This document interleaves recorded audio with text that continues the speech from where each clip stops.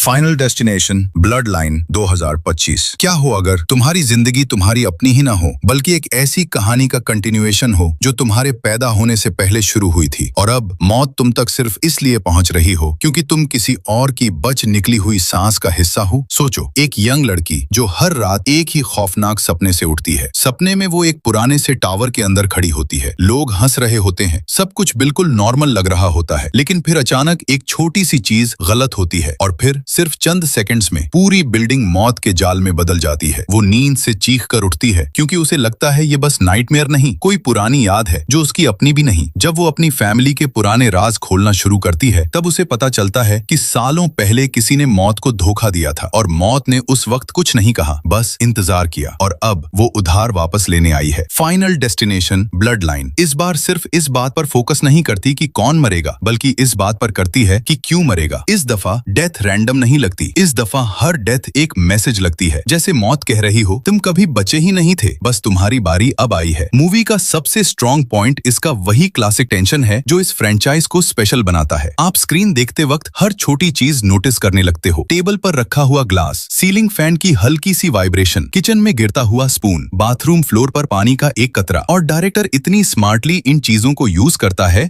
कि आपको हर सेकंड लगता है कि अब कुछ होने वाला है, लेकिन जब एक्चुअल मोमेंट आता है तो वो एग्जैक्टली वैसा नहीं होता जैसा आप सोच रहे होते हो। और इसी वजह से मूवी सिर्फ स्केरी नहीं लगती, ये अनकंफर्टेबल लगती है, क्योंकि यहाँ हॉरर किसी शैडो या मॉन्स्टर में नहीं बल्कि रोजमर्रा की उन चीजों में है जिन पर हम नॉर्मली कभी ध्यान ही नहीं देते। और इस फ्रेंचाइज की सबसे डेंजरस बात भी यही है कि ये आपको सिनेमा से निकलने के बाद भी नॉर्मल चीजों से डराना शुरू कर देती है। इस मूवी में ब्लड लाइन कॉन्सेप्ट ने स्टोरी को एक नया इमोशनल लेयर दिया है। पहली बार लगता है कि कैरेक्टर्स सिर्फ डेथ लिस्ट का हिस्सा नहीं बल्कि एक फैमिली ट्रॉमा का हिस्सा हैं। हर कैरेक्टर के चेहरे पर एक अलग डर है, किसी को मरने का डर, किसी को अपने बच्चों को खोने का डर और किसी को ये समझने का डर कि शायद ये सब पहले से लिखा जा चुका है। और धीरे धीरे फिल्म एक सिंपल हॉरर से बदलकर फेट वर्सेस फैमिली की कहानी बन जाती है। लेकिन हाँ, कुछ मोमेंट्स ऐसे भी हैं जहां मूवी थोड़ी फेमिलियर फील करती है। अगर आपने पुरानी फाइनल डेस्टिनेशन फिल्म्स देखी हैं तो कुछ स्ट्रक्चर पहले जैसा लग सकता है, मगर जो चीज इस फिल्म को अलग बनाती है वो इसका एटमॉस्फेयर है। यहाँ जंप स्केयर्स से ज्यादा एंटिसिपेशन का डर काम करता है, वो खौफ जो सीन खत्म होने के बाद भी आपके साथ रहता है। और जब फिल्म अपने फाइनल मोमेंट्स में पहुंचती है तो एक चीज बहुत क्लियरली समझ आ जाती है, कभी कभी मौत तुम्हारा पीछा नहीं करती, कभी कभी वो बस तुम्हारा नाम याद रखती है। मैं इसे 8 आउट ऑफ 10 रेट करता हूँ। अगर आपको ये कहानी पसंद आई कमेंट्स में जरूर बताना मूवी कैसी लगी। और हाँ, सिनेओथ को लाइक, शेयर और सब्सक्राइब करना मत भूलना। ये मूवी फैमिली के साथ देखने लायक नहीं। मिलते हैं नेक्स्ट रिव्यू में नेक्स्ट मूवी के साथ। अपना बहुत ज्यादा ख्याल रखना।